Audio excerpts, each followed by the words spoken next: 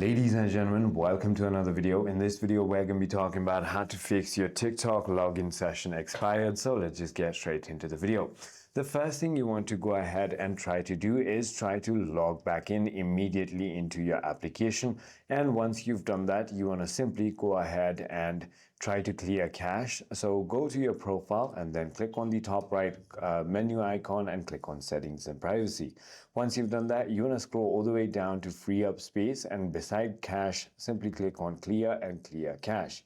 That should go ahead and fix your problem. However, if it still doesn't fix your problem, then it might be time to update your application. Simply go ahead and open your App Store or Play Store, depending on whatever device you're using, and simply go ahead and search for TikTok and then click on the application. There should be a blue update button if there is any updates available.